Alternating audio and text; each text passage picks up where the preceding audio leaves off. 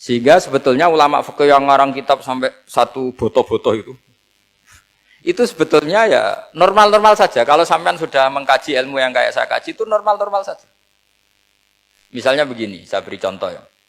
Orang munafik itu disifati Allah gimana? Wa idza qamu ilas sholati qamu kusala. Orang-orang munafik adalah orang ketika mau sholat itu bermalas-malasan.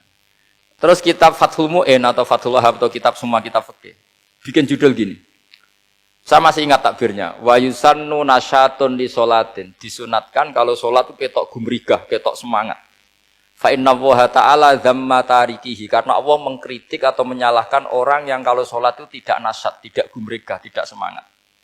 Mergo seperti itu adalah fi'lul munafikin, perilakunya orang munafik. Terus ditulis wa idza qamu ilas sholati qamu kusala. Artinya di situ Allah mengkritik orang munafik. Kenapa? Karena kalau sholat males-malesan.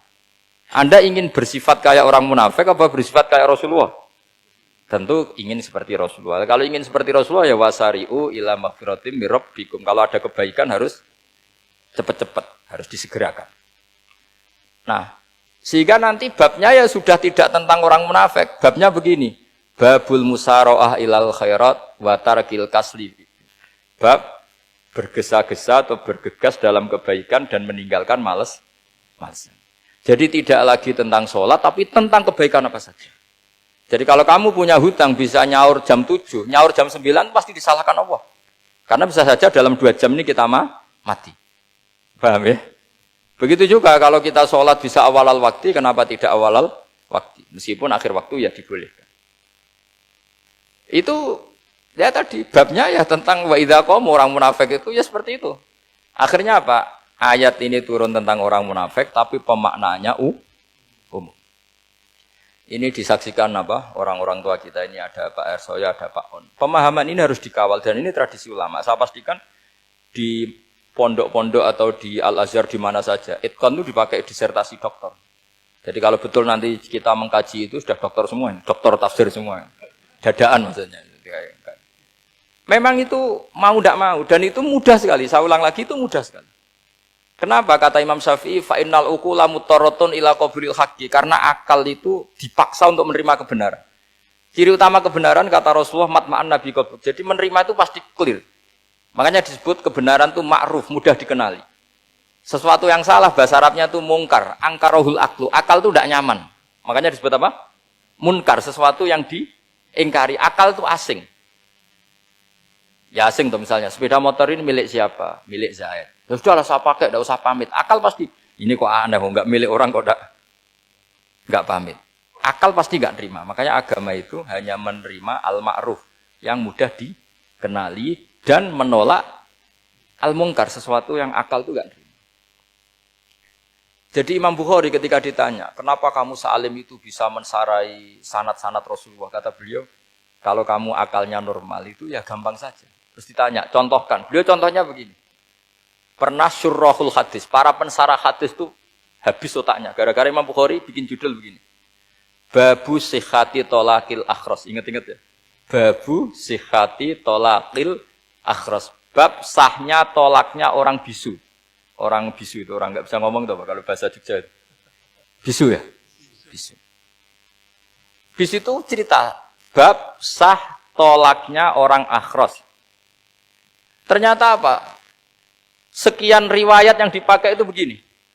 Ana wa kafilul yatim kahataini fil jannah. Nabi pernah ngendikan saya dan yang merawat anak yatim kahataini fil jannah. Wa asyara bi musabbihatihi wal wusta. Pokoknya Nabi ngendikan begini. Paham ya? Maksudnya apa? Betapa yang merawat anak yatim itu sangat dekat dengan apa? Dekat dengan Nabi di apa? Surga. Terus hadisnya berikutnya. Asyahru hakada pakai tangan 10, ahakada wa hakada wa hakada berarti 30. Asyahru hakada wa hakada wa hakada berarti berapa? 29. Terus berikutnya hadis Aisyah sholat lama, terus ditanya orang di tengah-tengah sholat. Aisyah kenapa sholat lama? Fa'asyarat nahwas sama. Kemudian Aisyah memberi isyarah nahwas sama. Ternyata saat itu gerhana apa? Matahari. Itu surahul hadis bingung semua. Ini cerita tolaknya orang bisusah kok ngelantur kemana-mana ini. Ternyata maksudnya Bukhari begini, maksudnya Imam Bukhari. Penjelasan yang namanya tolak itu kan sighot. Ya sighot, tahu sighot akad lah kalau dalam bahasa Jogja mungkin. Kalau kamu nikah kan angkah tuka wazawazduha terus bilang apa qabil tu nikahaha wa taswiyah. Terus kalau kamu menceraikan istri kamu bilang kamu saya ceraikan. Yang dikatakan sighot itu adalah ekspresi atau implementasi dari sesuatu. Misalnya kamu ingin tolak, bilang saja tolak. Kalau kamu ingin muji orang, bilang saja begini. Pasti itu maknanya muji. Kalau ingin mencemooh, bilang begini. Nah, artinya gini, kalimat itu bisa diganti isyarah. Saya ulang lagi, kalimat itu bisa diganti.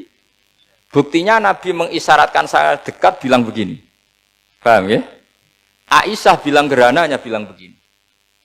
Nah, kalau begitu orang yang bisu ya punya cara menceraikannya. Dia cukup melakukan isyarat. Yang isyarat itu pasti difahami sebagai cerai. Artinya kalau orang memahami Quran hadis seperti itu, hal-hal yang mungkin nggak terlintas dalam pikiran Anda, ternyata itu jadi dalil. Artinya apa? Rasulullah yang bisa ngendikan saja kadang menjelaskan sesuatu pakai isyarah. Nah, dengan demikian terus jadi rumus al-isyarah al-mufhimah bimanzilatin nutqi. Isyarah yang memahamkan sama dengan ucapan. Sehingga ini pengganti ijab qabul. Itu cara-cara memahami istihad, memahami Quran dan hadis. Caranya gimana? Kita harus belajar ulumul Quran. Ya, perangkat yang dipakai seluruh dunia termasuk kitab Itqan itu. Dan kitab Sajaratul Ma'arif itu yang saya kaji dan dikaji seluruh ulama di dunia.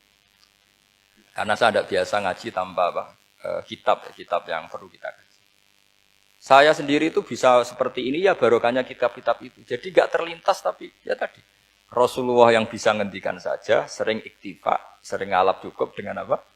Isyarah. Oh kalau gitu berarti al-isyarah bimanzilatin nutqi. Isyarah itu sama dengan ijab dan qabul. Apalagi ini orang akhros, orang bisu yang nggak bisa ngomong. Lalu kalau tolak kayak apa, kalau nikah kayak apa. Ya, tapi Imam Bukhari itu uniknya tadi bikin judul Babu Sihati Tolakil Akhros, kemudian cerita anak wa kafilul yatim. Nah, itu kalau orang kan nggak sambung, ini sambungnya di mana? Kok malah cerita anak yatim? Ternyata kata kuncinya kahata ini seperti ini dan orang paham sangat sangat.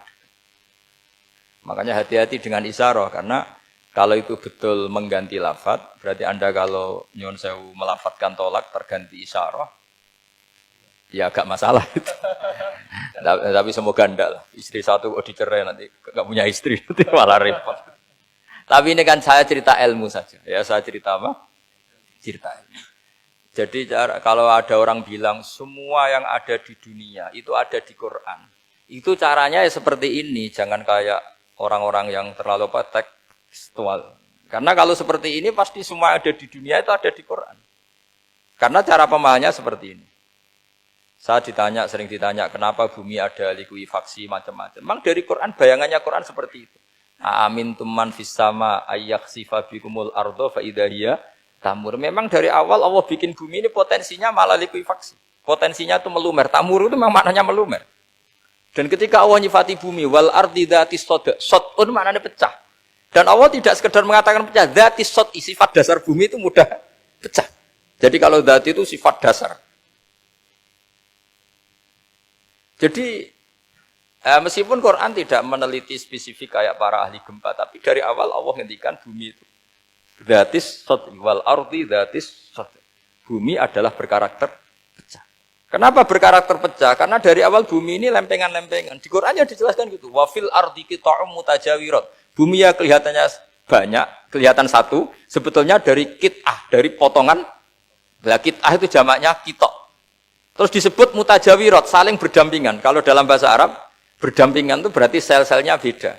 Kalau bahasa Arab bilang sesuatu yang bercampur namanya mukhalatoh, jadi satu. Kalau yang beda jenis namanya mujawarah.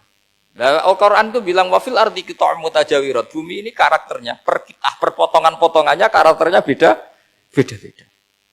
Sehingga memang potensinya bumi ini hancur. Apalagi dari awal memang dipersiapkan mau dihancurin. Makanya nggak usah takut kiamat. Memang rencana Tuhan mau dihancurin. Makanya sanggup takwa saja. Kalau ingin menghentikan penghancuran ini tidak bisa. Itu sudah dalam rencana Tuhan pasti dihancurin. Makanya kalau orang sufi ditanya, kenapa tidak bangun rumah? Tuhan aja mau rencana ngancurin bumi, kok rumah tak tata, nanti juga hancur. Tapi kalau di Islam kota saya ngomong gitu kan dia wah ini orang nggak jelas ini. Gitu. Padahal yang kedonyan itu yang nggak jelas sebetulnya. Tapi ini saya cerita, jadi supaya UII ya, yang didirikan ulama-ulama. Saya masih ingat ketika Profesor Zaini cerita, Pak Zaini saya ini kan kiai, saya tidak punya gelar apa kok. Jangan minta bantuan ini. Katanya Pak Zaini dulu UII ya didirikan banyak kiai dan sebagian pendirinya juga nggak punya gelar katanya. Gitu.